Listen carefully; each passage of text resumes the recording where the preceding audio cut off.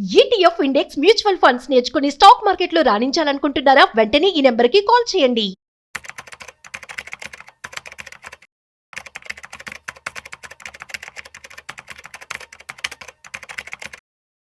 Top 50 best mutual funds ఏంటో తెలుసుకోవాలనుకుంటున్నారా? అయితే ఈ వీడియోని మిస్ అవ్వకుండా ఎండ్ వరకు చూసేయండి. బెస్ట్ మ్యూచువల్ ఫండ్స్ అని చెప్పి అవుట్లుక్ మనీ వాళ్ళు రీసెంట్ గా పబ్లిష్ చేయడం జరిగింది. సో బెస్ట్ 50 మ్యూచువల్ ఫండ్స్ అనమాట. సో ఇవన్నీ ఎలా వర్క్ అవుతూ ఉంటాయి, అసలు ఇది నిజమా కాదా, ఈ విషయాలు మనతో చెప్పడానికి ఇవాళ మనతో ఫైనాన్షియల్ ఎక్స్పర్ట్ సుందరామ్ రెడ్డి గారు ఉన్నారు. సో వారి మాటలో మరింత సమాచారం అడిగి తెలుసుకుందాం. So let's shoot. So hi sir, నమస్తే. నమస్తే. Yeah sir, outlook money, so వీళ్ళు కొన్ని మ్యూచువల్ ఫండ్స్ ని పబ్లిష్ చేయడం జరిగింది. సో ఎంతవరకు ఇవన్నీ బెస్ట్ అంటారు, నమ్మొచ్చా? ఇండియాలో వందల కొద్ది ఫైనాన్షియల్ మ్యాగజైన్స్ ఉంటాయండి, అంటే ఫైనాన్షియల్ పోర్టల్స్ ఉంటాయి. ఎవరికి వాళ్ళే వాళ్ళు రేటింగ్ ఇచ్చుకుంటూ best mutual fund list every month గానీ ఎవ్రీ ఇయర్ గానీ వాళ్ళు పబ్లిష్ చేస్తూ ఉంటారు. ఈ అవుట్లుక్ వాళ్ళది one of the most famous and ethical and genuine ఉన్న ఫైనాన్షియల్ మ్యాగజైన్ అనమాట. చాలా మంది ఫాలో అవుతా ఉంటారు. వీళ్ళు కూడా వందలాది ఉన్న ఈ మ్యూచువల్ ఫండ్స్ అన్నిటిలో ద బెస్ట్ ఈచ్ కేటగిరీలో ఒక 5 సెలెక్ట్ చేశారనమాట. అందులో కొన్ని వాళ్ళు ఇక్కడ ఇచ్చారనమాట, ద బెస్ట్ ఈచ్ కేటగిరీలో టాప్ 5 ని. సో మనం ఎప్పుడైనా ఏదైనా మ్యూచువల్ ఫండ్స్ వాళ్ళు ఏదైనా ఇచ్చినా సరే వాళ్ళు ఇచ్చేటప్పుడు ఏంటంటే ఈ ర్యాంకులు అనేది ఒక అసెట్ మేనేజ్మెంట్ సైజు, వాళ్ళ expensive ratio, consistency levels and risk reward worth and standard deviation ఇవన్నీ చూసి వాళ్ళు ర్యాంకులు ఇస్తారు. కాబట్టి మీ ఫైనాన్షియల్ గోల్స్ కి అవి సూట్ అవుతాయి అంటే తీసుకోవచ్చు, లేదంటే దూరంగా ఉంటే బెటర్. అందుకని వాళ్ళు చెప్పారు కదా అని చెప్పేసి అని కాదు. మీకు సపోజ్ నాకు రిటర్న్స్ క్రైటీరియా అనుకోండి, రిటర్న్స్ తో కంపారిజన్ తీసుకోండి. రిస్క్ క్రైటీరియా అనుకోండి, లీస్ట్ రిస్క్ ఉన్నట్టు తీసుకోండి. డౌన్ సైడ్ రిస్క్ ఏట్ తక్కువ ఉంటుందో అవి చూసి తీసుకోండి. అట్లా different persons, different risk profiles, different selection ఉంటుంది అనమాట. అందరికి యూనిఫామ్ గా రాకపోవచ్చు. అందుకని మీకు కావాలంటే వీళ్ళు ఫిల్టర్ చేసిన నీటిలోని మీరు పిక్ చేసుకోవచ్చు పర్టికులర్ కేటగిరీలో. వీళ్ళు ఏం చేశారంటే ఒక లార్జ్ గ్యాప్ లో బెస్ట్ టాప్ 5 తీసుకున్నారు. ఓకే, ఒకటి Canara Robeco blue chip equity అని, ICICI pru blue chip, Mirae Asset large cap, Nippon India large cap and SBI blue chip ఇవి తీసుకున్నారు. ఈ 5 వాళ్ళకు ఉన్న క్రైటీరియా ప్రకారం the best within the large cap కేటగిరీలో. అలాగే లార్జ్ అండ్ మిడ్ అనుకోండి, లార్జ్ అండ్ మిడ్ దాంట్లో Canara Robeco emerging equity, Edelweiss large and mid and Mirae Asset large and mid, ఈ మూడింటిని తీసుకున్నారు ఆ కేటగిరీలో. అండ్ నెక్స్ట్ ఫ్లెక్సీ క్యాప్ లో అనుకోండి, HDFC flexi cap, Parag Parikh flexi cap and ICICI value discovery.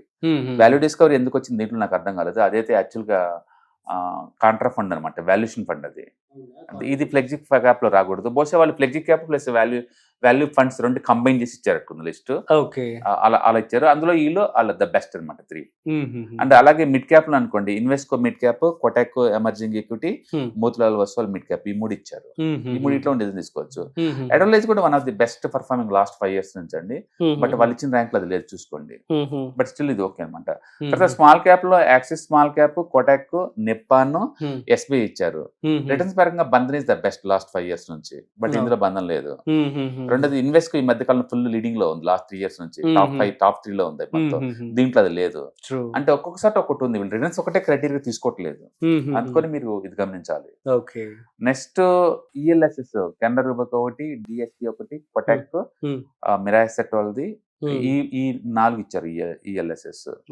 But ఇందులో మీరు బాగా అబ్జర్వ్ చేశారనుకోండి, మీరు ఏదన్నా తీసుకోండి, మీరు బాగా అబ్జర్వ్ చేసి లాంగ్ టర్మ్ పాయింట్ ఆఫ్ లో కనుక చూసుకుంటే లాంగ్ టర్మ్ యావరేజ్ కి దగ్గరలో ఉన్నాయి తప్ప అంత టూ మచ్ డిస్టెన్స్ ఏం లేవు. ఫర్ ఎగ్జాంపుల్ లార్జ్ క్యాప్ ఉంది అనుకోండి, లార్జ్ క్యాప్ లాస్ట్ వాడు ఇచ్చిన టాప్ 5 లో యావరేజ్ రిటర్న్స్ సర్కిల్ ఆల్మోస్ట్ 16% ఉంది. మీరు వచ్చి ఇండెక్స్ ఫండ్ లో పెట్టినా మీకు యావరేజ్ మీద 14% వస్తుంది. Just 1% extra. ఈ 1% కోసం నువ్వు బోల్డ్ అంత రీఛార్జ్ చేసుకుంటూ కూర్చోవాలి. ఓకే, అలాగే లార్జ్ మిడ్ చూసాం అనుకోండి, అండ్ 17% వస్తుంది ఇండెక్స్ ఫండ్. నీకు అదే ఈ బెస్ట్ టాప్ 5 తీసుకున్నాం అనుకోండి, యావరేజ్ ఎక్స్పెక్టేషన్ ఇది 20 దాకా వస్తుంది. 2% ఎక్స్ట్రా వచ్చింది అంతే. అండ్ అదే నీకు మిడ్ క్యాప్ చూసారనుకోండి, వాళ్ళు ఇచ్చినట్లు బెస్ట్ అయితే యావరేజ్ మీద 22 వస్తుందండి. ఇండెక్స్ ఫండ్ కూడా 21 దాకా వచ్చింది. అగైన్ 1% అండ్ స్మాల్ క్యాప్ అనుకోండి, వాళ్ళు వచ్చింది యావరేజ్ మీద కన్సిస్టెన్సీ లేదు, 25, కొన్నిట్లు 27 కూడా ఉంది. బట్ యావరేజ్ మీద 22 ఉంది. అండ్ ఇండెక్స్ ఫండ్ లో పెడితే మీకు వచ్చింది ఆల్మోస్ట్ 19 దాకా వచ్చింది. అగైన్ 2% వచ్చింది. అంటే దీన్ని బట్టి మీకు ఏమర్థమైందంటే లాంగ్ టర్మ్ పాయింట్ ఆఫ్ లో మీరు ఇండెక్స్ ఫండ్ తీసుకొని హాయిగా నిద్రపోవచ్చు. లేదా మ్యూచువల్ ఫండ్ తీసుకుని పరిగెత్తుకుంటూ ఏది బెస్ట్ అవుతుంది వాటి షిఫ్ట్ అవుతా కూర్చోవాలి. ఇలా చేసినా మీకు వస్తుంది. ఓకే, షార్ట్ టర్మ్ లో మ్యూచువల్ ఫండ్స్ బాగుంటాయండి, లాంగ్ టర్మ్ కొత్తే మ్యూచువల్ ఫండ్ తో పాటు ఇండెక్స్ ఫండ్స్ కూడా బాగుంటాయి. ఓకే, సో రెండు తీసుకుంటే బెటర్ అంటారు. ఏది తీసుకున్నా సరే రెండు ఫుల్లీ డైవర్సిఫైడ్ ప్రొడక్ట్స్, రెండు రీబ్యాలెన్స్ అయ్యే ప్రొడక్ట్స్, కాబట్టి ఏం తీసుకున్నా పర్వాలేదు. మీరు ఎవ్రీ 2 years ఒకసారి రివ్యూ చేసుకుంటా ఉన్నారనుకోండి, మన మార్కెట్ తో పోల్చుకుంటే ఈక్వలెంట్ గా వెల్త్ గ్రోత్ అవుతుందో లేదో మనం మెయింటైన్ చేయొచ్చు, దాన్ని తెలుసుకోవచ్చు అనమాట. మరి మర్చిపోయి అంతే లేకుండా చాలా మంది లాంగ్ టర్మ్ 20 years 30 years అలా అనుకుంటారండి. స్టాక్ మార్కెట్ లో అలాంటి ప్రొడక్ట్స్ ఉండవు, మీరు ఖచ్చితంగా రివ్యూ చేసుకోవాలి ఎవ్రీ 2 years. రీసెంట్ టైమ్స్ లో మనం చూస్తున్నట్లయితే హార్ట్ అటాక్ కూడా వచ్చేస్తుందంట చాలా మందికి. ఇప్పుడు కొంచెం ట్రెండ్, మరి అందరూ రెగ్యులర్ గా చెక్ చేస్తూ ఉన్నారంట. అంటే రెగ్యులర్ అంటే మరి టూ మచ్ ఫ్రీక్వెన్సీ కూడా అవసరం లేదు. అట్లీస్ట్ ఎవ్రీ 2 years ఒకసారి కంపేర్ చేశారనుకోండి, మార్కెట్ ఎంత పెరిగింది, నా పోర్ట్ఫోలియో కూడా ఇంత పెరిగిందా లేదా. నా పోర్ట్ఫోలియో ఇంతే పెరిగింది అనుకోండి, నేను ఏదో ఒకటి చేంజ్ చేసుకోవాలని అర్థం. మార్కెట్ హైలో ఉంది, ఎందుకంటే ఇది ఈక్వల్ అవ్వట్లేదు కదా. మార్కెట్ కంటే టెస్ట్ అవుతుందంటే ఐఎమ్ డూయింగ్ గుడ్ అని అర్థం అనమాట. అట్లా మనం మార్కెట్ రిటర్న్స్ తో కంపేర్ చేసుకోవాలా.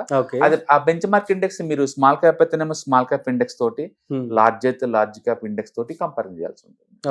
అందుకని రివ్యూ ఎవ్రీ 2 years ఒకసారి చేసుకోవడం ద్వారా మ్యూచువల్ ఫండ్ లో బెటర్ రిటర్న్స్ మీరు జనరేట్ చేసుకోవచ్చు.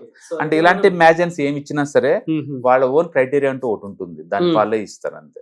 ఓన్ క్రైటీరియా అంటే అది మన ట్రస్ట్ వర్తి, వాళ్ళకున్న జెన్యూనిటీ ప్రకారం వాళ్ళు ఇచ్చారు.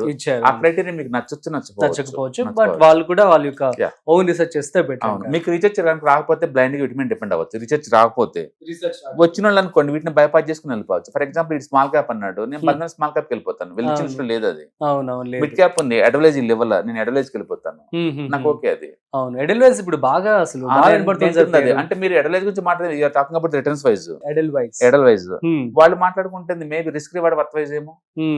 అందుకని ర్యాంకింగ్ ఇచ్చినప్పుడు ఏ పారామీటర్ క్రైటీరియా తీసుకుని వాళ్ళు ర్యాంకులు ఇస్తున్నారు అనేది మనం గమనించాలి. బట్ వాళ్ళు విత్ ఇన్ ద కేటగిరీలో మాత్రం వాళ్ళు బెస్ట్ అవుట్ ని పిక్ చేసి మీకు ఇచ్చారు. మీకు ఎలాంటి నాలెడ్జ్ లేకపోతే వీటిలోంచి ఈచ్ కేటగిరీ నుంచి 1-2 పిక్ చేసుకోండి. నాలెడ్జ్ కనుకుంటే ఫర్దర్ ఈ ఐడియాస్ తీసుకొని ఫర్దర్ ఫిల్టర్ చేసుకోండి. Okay sir, thank you so much. So మంచి ఇన్ఫర్మేషన్ మీరు ఇవ్వడం జరిగింది. సో గైస్, మీ అందరికీ అర్థమైంది కదా. సో ఏదైతే అవుట్లుక్ మనీ మ్యాగజైన్ ఇచ్చిందో ఇవన్నీ కూడా వన్ ఆఫ్ ది బెస్ట్ అని చెప్పడం జరుగుతుంది. కాకపోతే మీరు కూడా మీ యొక్క ఓన్ రీసెర్చ్ అయితే చేయండి. సో మీకు రీసెర్చ్ చేయడం కష్టం కనుక ఉన్నట్లయితే so you can depend on them. If not, మీరు బైపాస్ చేసుకుని వేరే వాటికి కూడా మీరు వెళ్ళి ఇన్వెస్ట్ చేసుకోవచ్చు. That's it. సో మరొక ఇంట్రెస్టింగ్ కాంటెంట్తో మళ్ళీ కలుద్దాం. అంతవరకు చూస్తూనే ఉండండి Suman TV. This is Rajiv signing off. Video నచ్చినట్లయితే like, share and subscribe. And thanks for watching. ETFs, index funds and mutual funds, మీరు కనుక స్టాక్ మార్కెట్ లో ఎంటర్ అవ్వాలనుకుంటే మార్కెట్ లో స్టాక్స్ డైరెక్ట్ గా ఇన్వెస్ట్ చేసే బదులు కపుల్ ఆఫ్ స్టాక్స్ లో ఇన్వెస్ట్ చేయడం ద్వారా ఏంటంటే ఆటోమేటిక్ రిస్క్ తగ్గించుకోవచ్చు. కాబట్టి మీరు బిగినర్ అయినా లేదా ఎక్స్పీరియన్స్ పర్సన్ అయినా సరే మార్కెట్ లో సేఫ్ సెక్యూర్ వేలో లాంగ్ టర్మ్ లో సస్టైనబిలిటీ కావాలంటే ఈ ప్రొడక్ట్స్ లో ఇన్వెస్ట్ చేయడం ద్వారా దాన్ని సాధ్యం చేసుకోవచ్చు అనమాట. కాబట్టి మీకు ఎవరికైనా సరే ఈ ETFs, index funds, mutual fund లో ఇన్ డెప్త్ నాలెడ్జ్ కోసం అండ్ గైడెన్స్ కోసం ఈ ట్రైనింగ్ ప్రోగ్రామ్ అటెండ్ అవడం ద్వారా మీరు మనీ మేక్ చేసుకోవచ్చు. కాబట్టి మీకు ఇంట్రెస్ట్ ఉన్న పార్టిసిపెంట్స్ ఈ వీకెండ్ లో జరిగే వెబినార్ అటెండ్ అవడం ద్వారా ఇందులో ETFs, index funds, mutual funds అంటే ఏంటి, వాటిని ఎలా మనీ మేక్ చేసుకోవాలి, వాటిని ఎలా మేనేజ్ చేసుకోవాలి, వాటి గురించి కాంప్రహెన్సివ్ ట్రైనింగ్ మీకు ఈ ప్రోగ్రామ్ లో అందించబడుతుంది. ఈ వీకెండ్ లో జరిగే ఈ ప్రోగ్రామ్ కి ఎన్రోల్ చేసుకోండి. Thank you.